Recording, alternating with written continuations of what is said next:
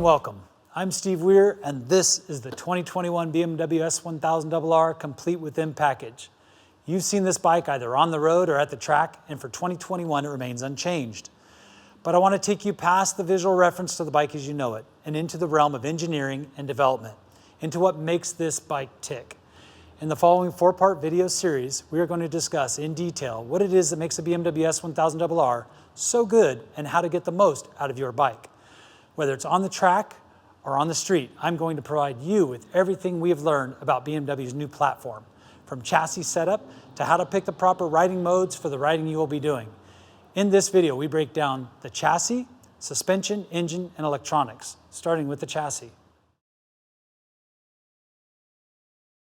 BMW's new chassis design is known as the flex frame, built using 4 aluminum cast-molded parts welded together, forming one unit that is now an integral part of the engine.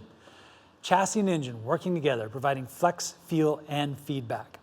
The knee area is now 3 centimeters narrower, allowing riders to transition quickly and easily from side to side, complementing the 2.8-pound lighter frame. The aluminum beam swing arm was adapted directly from motorsports, designed not only to support, but to flex and absorb where the engineers wanted. Couple that to the full Floater Pro linkage that reduces spring strut ratio from 1.9 to 1.6, and you get uncompromised stability and direct rider feedback. Supporting the chassis is BMW's Dynamic Damping Controlled Suspension, or DDC.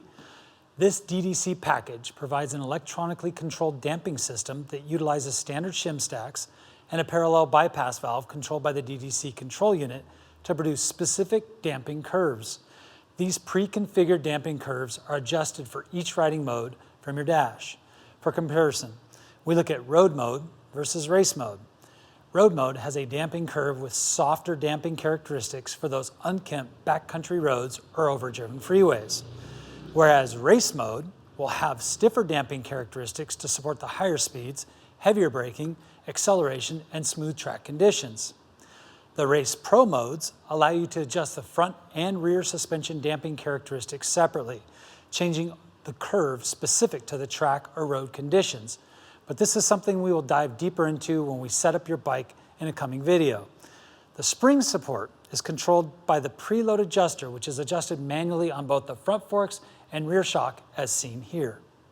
So, as a rider, what do we get from all this flex, reduced weight, narrow chassis, DDC, and a multitude of electronic settings? You get uncompromised grip, feel, and confidence both on the racetrack and your favorite backcountry road. But we can't push this chassis down the street, which brings us to the engine. The s1000rr's engine, utilizing shift cam technology, makes over 200 horsepower. So what is this shift cam technology? BMW shift cam technology is a split cam design with 2 cams per valve on the intake's camshaft. One is short and the other is tall. The short cam is used at speeds below 9,000 RPM for maximum torque in the lower RPM. The tall camshaft is used for full load and maximum performance up to 14,600 RPM. So how does this all come together? At 9,000 RPM, the electronic signals the shift of the cam, telling the actuators to engage their actuator pins into the camshaft gates. These gates guide the cam to the taller cam profile, making the shift in about 6 milliseconds. So what do we get? We get optimal torque and drive in the lower RPM and optimal torque and drive in the higher RPM. Imagine 2 cams in one for perfect drive out of the corner and ballistic straightaway speed. The engineers were able to make these and many other updates while dropping significant weight and size from the overall dimensions of the engine. So how do we reel in all this power? Well, with electronics, of course. The BMSO engine control unit is the brains behind the bike, obtaining information from numerous sensors, then carrying out necessary changes, many of which are done via servo motors controlling engine functions such as opening the throttle bodies. The throttle bodies are now split and controlled by 2 servo motors. One controls cylinders 1 and 2, the other 3 and 4, ensuring quick and precise openings of the 48mm throttle bodies. The dynamic traction control and ABS is now coupled to a 6-axis angular control sensor. This 6-axis sensor has a faster processor, allowing for control of wheelie and rear wheel lift separate from dynamic traction control. This also provides faster processing of DTC interventions, which are carried out dependent upon slip, lean angle, speed, and gear. This gives the rider more confidence in control through the corner and exit, which enables maximum acceleration with minimal wheelie and finer, more controlled feel and response. All of these sensors and servos and sharing of information are designed to accomplish one task: give the rider the smoothest, fastest, and most manageable power delivery that can be changed for rider and conditions at the touch of a button. Let's take a ride through some local canyon roads and see how it all comes together.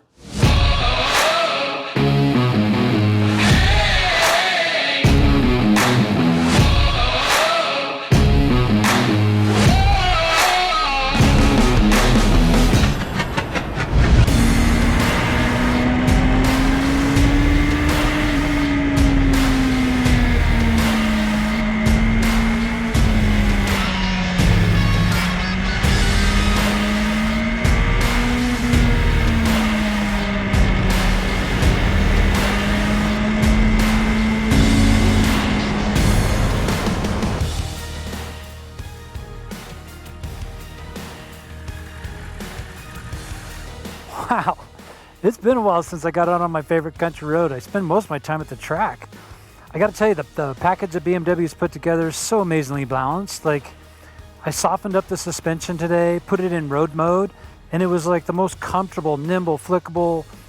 It's just an absolute joy to ride on the street. Yet on the other hand, you stiffen up the suspension and uncork the engine in race pro modes, and you've got an absolute track day monster. It's like two bikes in one. I think I'm gonna make one more pass and I'm gonna see you back at the dealership.